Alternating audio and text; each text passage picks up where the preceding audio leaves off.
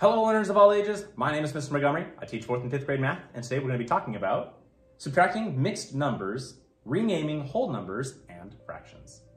Basically, that's a fancy way of saying sometimes when we subtract our numbers, the top number, fractionally wise, cannot be subtracted by the bottom fraction. We're going to have to regroup or rename borrowing from the whole number spot. Let me show you what I mean. So I have 4.5 minus 2 and 5/6, and I need a common denominator between 2 and 6. 12 works for that number, for our common denominator. So going from 6 to 12, we multiply by 2. 5 times 2 is 10. And going from 2 to 12, we multiply by 6, and 1 times 6 is 6. Now, if I take a look here, I cannot subtract 6 minus 10. And that might be a problem because we're going to have to borrow from the 1 spot here. So there's 2 different ways that we can do this. We can use the check mark method to make both of them improper fractions. Or another way that we can do it is we can cross out this 4. That's going to change to a 3. And we're going to add 12 twelfths to our 6 twelfths. That's kind of like when we put like a number in front of another number when we're borrowing. So 6 twelfths plus 12 twelfths is 18 twelfths. An improper fraction, but just hold on, minus the 10 twelfths that we had over here. I can take 18 twelfths minus 10 twelfths to get 8 twelfths. And now I'm going to go to my whole number spot of 3 minus 2 is 1. Now I'm looking at 8 and 12, and I notice that they're not in simplest form. 8 and 12 can both be divided by 4.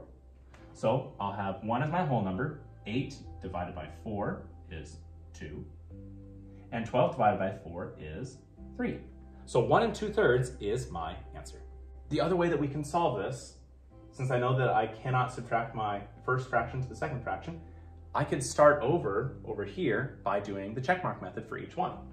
So I have 4.5 and 2 and 5/6. And I'm going to use the checkmark method. 4 times 2 is 8, plus 1 is 9. 9 over 2. And 2 times 6 is 12, plus 5 is 17 over 6. Now I need to find a common denominator of 2 and 6. I could use 12 like I did over there, but after taking a second look at it, 6 actually goes into 2 as well. So I can keep the 6 here, have 17 sixths, and move to 6 over here and multiply 2 times 3 to get 6, and 9 times 3 to get 27. And I can subtract these two. 27 minus 17 is 10 sixths, and now I gotta change 10 sixths back into a mixed fraction for my answer. So I'm gonna be taking 10 divided by 6. 6 can go into 10 once. If I subtract 10 minus 6, we have 4 left over. 1 and 4 sixths. So I have 1 and 4 sixths, but both of them can be divided by 2. And 4 divided by 2 is 2, and 6 divided by 2 is 3. So 1 2/3, I get the same answer going both ways. For some students, this way is a little bit easier. For some students, they can understand that we're going to be taking away one of the 4, or an amount of 1 from the whole number spot from this 4. That changes to a 3. And you're adding 12 twelfths, or a whole number, to the top fraction. Let's take a look at another example where I have just a whole number minus a mixed number. Now, I have 0 minus 1/4. If this was a regular subtraction problem, we would cross this number out, change it to a number lower, and add a whole number over here.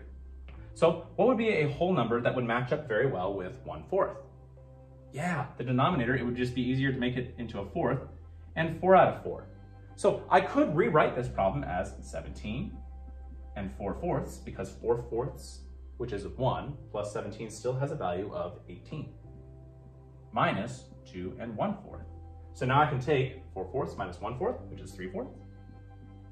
And 17 minus 2 is 15. 15 and 3/4 is my answer.